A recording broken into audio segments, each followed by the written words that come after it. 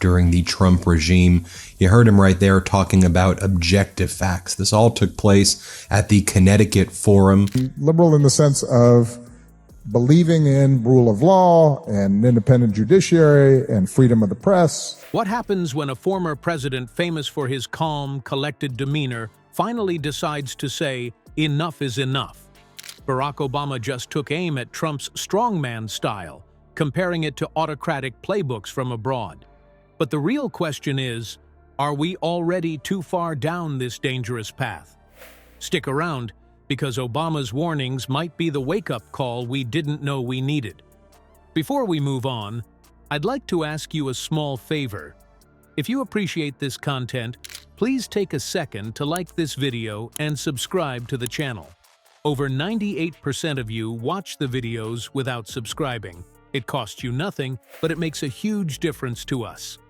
So, did you click the subscribe button? Great! Thank you so much. Now, back to the video. What do you get when no-drama Obama finally decides to bite back? You get one of the smoothest political roasts wrapped up in a not-so-subtle warning about the state of democracy. It wasn't just a critique of Trump's leadership. It was like a professor handing out a pop quiz titled, "How to Lose a Democracy in 10 Steps or Less." Obama's frustrations weren't shouted from the rooftops. That's not his style. Instead, he delivered them with the calm, cutting precision that makes you feel like you're being scolded by someone who's 3 steps ahead of you in the game. My inauguration had more people.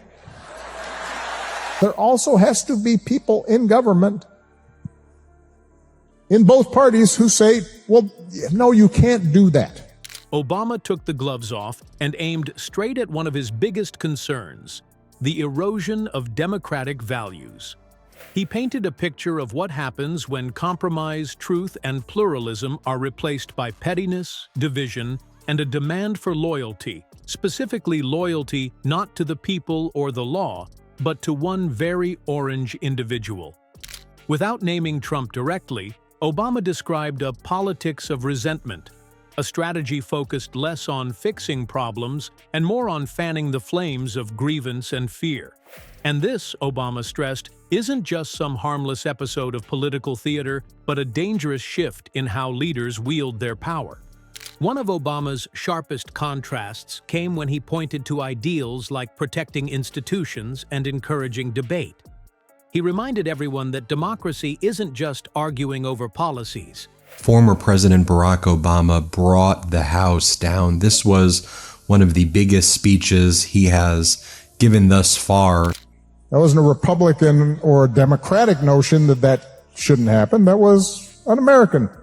It's about ensuring all voices are heard, even the ones you might not like. He didn't mince words when discussing Trump's habit of sidelining those voices in favor of his own, whether it's cozying up to yes men or dismissing those who question him as losers, or, better yet, part of some imaginary deep state.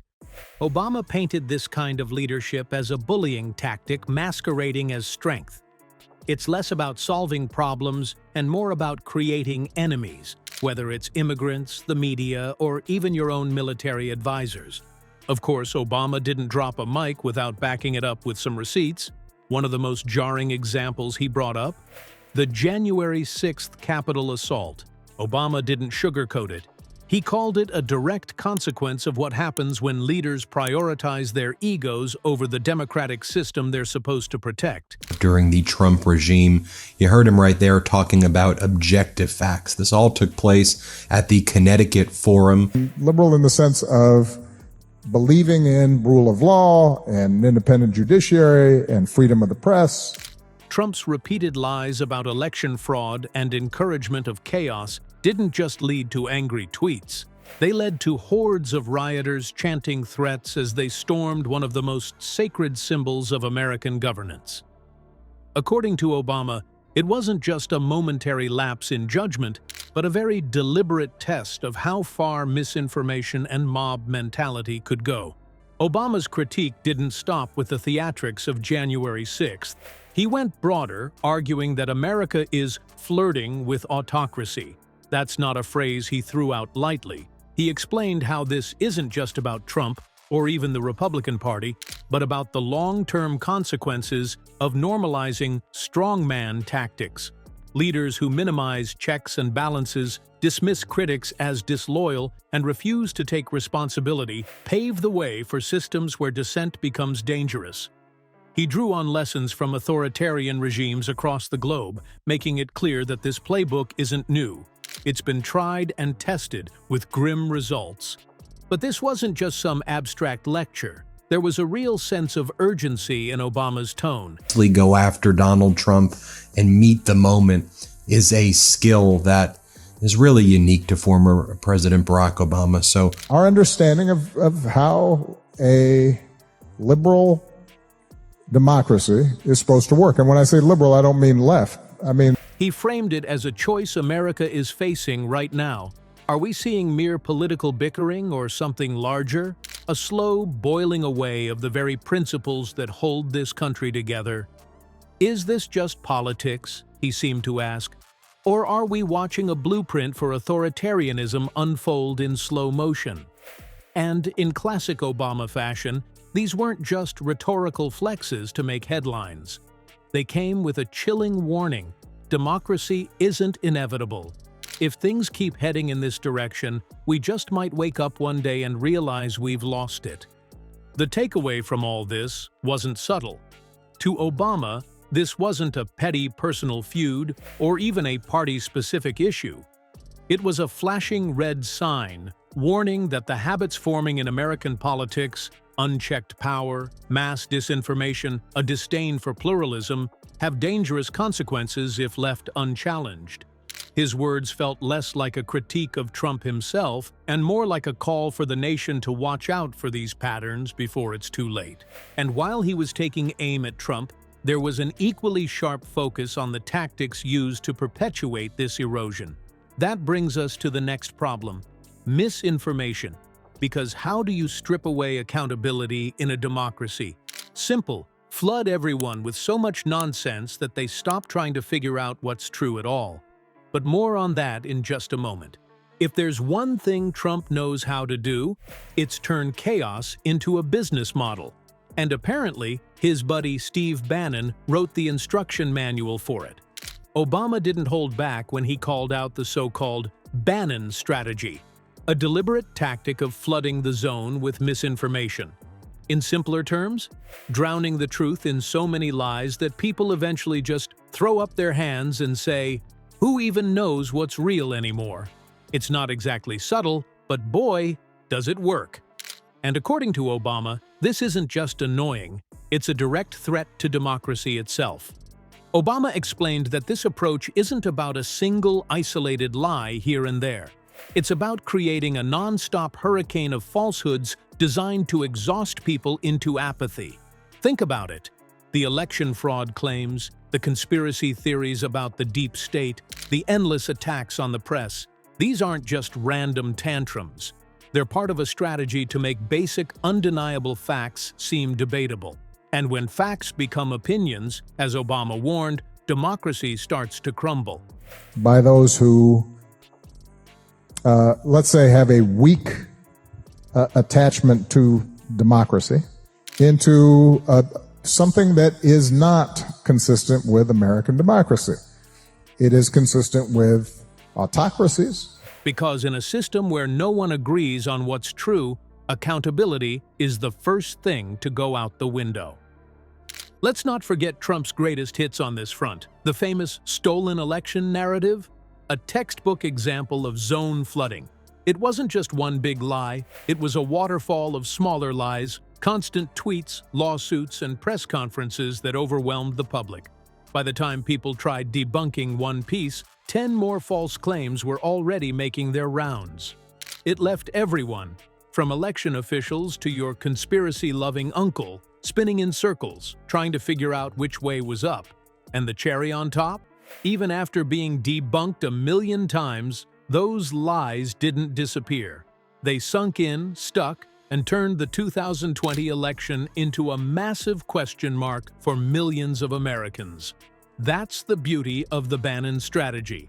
Once you plant the seed of doubt, it grows like a weed you can't pull out. Obama also shined a glaring light on how this endless flood of dishonesty attacks the press. You know, the enemy of the people line Trump loves? It's not just name-calling, it's part of the same playbook. Attack journalists, call their reports fake news, and convince people they can't trust anything unless it comes directly from Trump himself. Once trust in the media is shattered, people aren't just unsure about the news. They're unsure about everything. And as Obama pointed out, when trust collapses, democracy becomes a fragile shell of itself. The system can't function if no one believes it has a foundation. It's tempting to dismiss all of this as just another round of political circus shenanigans, but Obama warned that there's something much more sinister happening here. He said this kind of strategy pushes America frighteningly close to embracing autocracy. That's a big word, but what it really means is losing the checks and balances that keep power from sticking to one person or one party. When leaders flood the public with so much noise that truth becomes optional, it's not just a problem for elections or big institutions, it's a blow to the entire system. And once that collapse begins, there's no easy reset button. Research backs this up too. Studies have shown that misinformation isn't just confusing, it actively changes how people participate in their government. When voters aren't sure what's true, they disengage. They lose faith in the system, and when that happens, bad actors step in to fill the vacuum. Obama didn't pull this out of thin air either. He connected the dots to real-life cases of authoritarian regimes around the world. We're talking leaders who broke down institutions by cracking the trust people had in them, so much that no one showed up to fight back when everything got worse. With his signature chill yet stern delivery, Obama asked Americans to pay attention to what's happening. He highlighted the fact that when lies pile up, it's not just about confusion, it's about control. Once truth stops mattering, the people in charge can say or do anything without fear of being held accountable. And suddenly, democracy becomes a word we throw around, not something we actually practice. That's the danger Obama was warning about. Democracy doesn't vanish overnight. It falls apart piece by piece, under the weight of unchecked lies. So where does that leave us? Obama didn't sugarcoat it. It's on the average citizen to care about the truth, even when it's messy or uncomfortable. Avoiding the news or staying out of the fight isn't an option anymore, because when people stop defending the truth, the bad guys win by default. It's a reminder that democracy isn't a spectator sport. It's something you have to work at. And if nobody's keeping score, then it's not really a game at all, is it? Speaking of, let's talk about what can actually be done to rebuild that trust. Obama's speech wasn't just words tossed into the political void. It was a spotlight on the cracks forming under America's democracy. He made one thing painfully clear. Democracy doesn't fix itself. If we sit back and treat it like a Netflix show, it'll collapse under the weight of neglect and lies. Complacency, he warned, is how autocrats win without even breaking a sweat. That leaves one question hanging over all of us. Are you going to stand on the sidelines or get in the fight? Because this isn't about Obama's next move. It's about ours. Democracy only works if we do too.